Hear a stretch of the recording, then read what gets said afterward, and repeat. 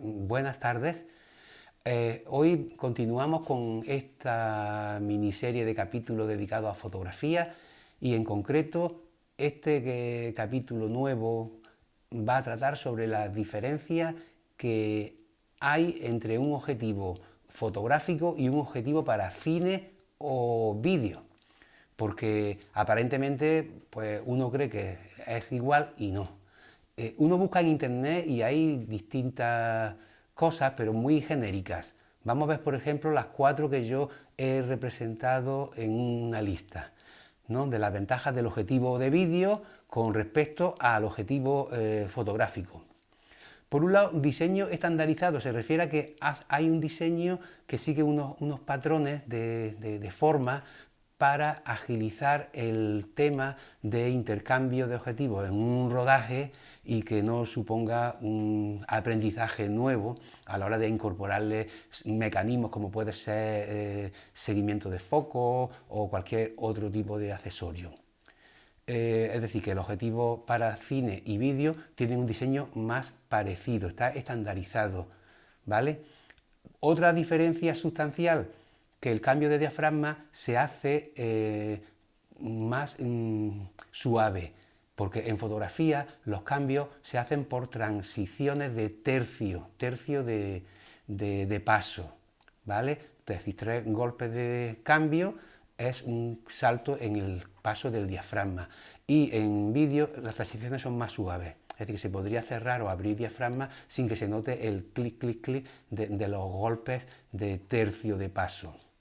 Y ahora están estas dos siguientes, que lo que yo he encontrado en internet pues, lo refleja de manera muy genérica, pero no ahonda, que en concreto la cuestión de hoy es ahondar y tratar de entender por qué un objetivo para cine o vídeo es más complejo y qué ocurre en su interior, qué mecanismo o qué va cambiando en su interior para conseguir que el zoom de un objetivo en cine o vídeo sea fluido y la luminosidad permanezca constante. Vamos a ver entonces estos dos primeros. El enfoque no varía al cambiar la focal. Es decir, en un objetivo de cine o de vídeo, una vez que se enfoca perfectamente, ¿vale? Pues tú abres ángulo y el foco permanece. Mientras que en un objetivo de fotografía tienes que enfocar según cada focal en la que te estés encontrando, porque no está preparado para esa particularidad. Y eso, pues los objetivos fotográficos, como las cámaras reflex se diseñaron en principio para fotografía, y el vídeo ha sido como un plus. Yo tengo amigos que después de pulir y quemar una cámara reflex y me hayan dicho, he hecho 500.000 fotos. Dice, pero el vídeo todavía no sé, no lo he usado nunca, no sé ni para qué sirven estas opciones. Es decir, que las cámaras reflex nacen para el fotógrafo y el vídeo es como un complemento, ¿vale? Pues entonces, pues los objetivos que montan en las cámaras reflex, los que montan, por ejemplo, el que te viene cuando te compras la cámara, te viene de regalo un objetivo, pues son objetivos fotográficos. Por lo tanto, el enfoque habría que enfocar siempre que cambiemos de focal, a enfocar de nuevo, ¿vale? Y la otra característica que hay en esta lista es que la luminosidad del zoom de un objetivo de vídeo o cine permanece constante, porque el diafragma es la abertura efectiva y la abertura relativa, el número F, debe de permanecer constante en todo el recorrido para garantizarnos que la luz que llega al plano focal o donde se encuentra el sensor siempre sea la misma. Entonces, los objetivos fotográficos, pues el fabricante pues, no se preocupa. Sí, hay objetivos que hace zoom y en ese momento, pues cuando termina el recorrido de ese zoom, se ajusta al diafragma equivalente a la luminosidad que tendría que llegar. Por un lado, en las cámaras de vídeo y de cine nos vamos a encontrar con un mecanismo externo de motor regulable, sensitivo, en donde con el dedo podemos activar angular o teleobjetivo, ¿vale? Es decir, que eso en las cámaras fotográficas no nos lo vamos a encontrar. Y luego el sistema de enfoque, fijaros, es decir, siempre en cine y vídeo se hace zoom a tope, ¿vale? Y bueno, en las cámaras ya de alta definición se incorporó una pequeña lupa para enfocar con más precisión, una lupa digital. Una vez que está enfocado, pues ya quitamos la lupa y ahora ya encuadramos al espacio que queramos, es decir, ya podemos hacerlo en cualquier focal que me permita dicho objetivo. Y todo está a foco. Esto en un objetivo fotográfico hacerlo es un gran riesgo porque ya hemos dicho que los objetivos fotográficos son varifocales y cada focal necesita un punto de enfoque. Aquí, por ejemplo, vamos a ver un objetivo que es varifocal. Vamos a enfocar una cámara, la Canon 550D, enfocamos con el zoom a tope y le damos la lupa, un factor por 10, hasta que veamos la textura de la cortina. Ahí ya la tenemos, quitamos la lupa, ¿vale? Y está perfectamente enfocado. Hacemos angular para buscar el encuadre adecuado y vemos que es que pierde foco tanto la cortina como los trípodes, el trípode y el mástil de la guitarra. Cuando hacemos zoom recupera la nitidez. Es decir, este objetivo, al no ser par focal, tiene ese problema de que no enfoca, no tiene enfoque en todo su recorrido de zoom. Y ahora este ejemplo va relacionado al diafragma. Fijaros, 3,5 de diafragma, lo pone abajo, F3,5, y cuando hago zoom se me pone en 6,3. Aquí vemos cómo el diafragma va cambiando y además se oscurece la imagen. ¿Por qué? Porque este objetivo es luminoso en 3,5 pero en angular y entre el objetivo pues la luminosidad la ha perdido. ¿Y qué pasa por dentro del objetivo? Eso es lo que vamos a ver ahora después en el gráfico. Porque por dentro del objetivo ahí lo que está ocurriendo es que se está manteniendo el tamaño del diámetro del diafragma y la abertura relativa, para que permanezca constante, tiene que cambiar. Aquí, por ejemplo, se está reajustando. Fijaros que pone F11 y al hacer zoom a tope se oscurece y otra vez se aclara y sigue F11.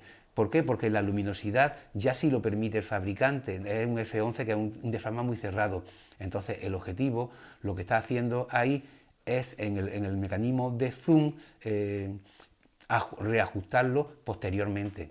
Pero podríamos encontrar incluso objetivos fotográficos donde tú haces el zoom y pega el bajón de luz en cualquier posición de la focal, ¿vale? Entonces esas son las dos limitaciones gordas que tiene un objetivo fotográfico frente a un objetivo de vídeo o de cine. El que enfocamos y una vez que enfoquemos, si hacemos zoom, ya sea para angular o para teleobjetivo, puede irse de foco. Y la otra es el tema de que la luminosidad en un objetivo fotográfico no va a permanecer constante en el recorrido del zoom. Es decir, que el fabricante no trabaja el sistema de diafragma de manera que en el recorrido vaya cambiando suavemente el tamaño del diafragma. Es decir, que a la hora de hacer zoom el tamaño del diafragma va cambiando. Es decir, si yo de angular tiro para teleobjetivo, es decir, paso a teleobjetivo, por dentro el diafragma se va abriendo cada vez más.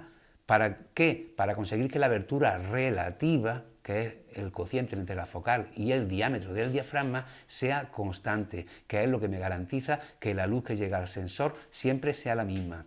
Es decir, que para que la luz que llega al sensor sea siempre la misma, a medida que yo hago zoom a teleobjetivo, el diafragma se me tiene que ir abriendo, es decir, el diámetro del diafragma se tiene que ir abriendo. Y entonces así consigo que el número F, es decir, que si estoy en un 5,6, se mantenga siempre en 5,6, pero interiormente se está abriendo el diafragma.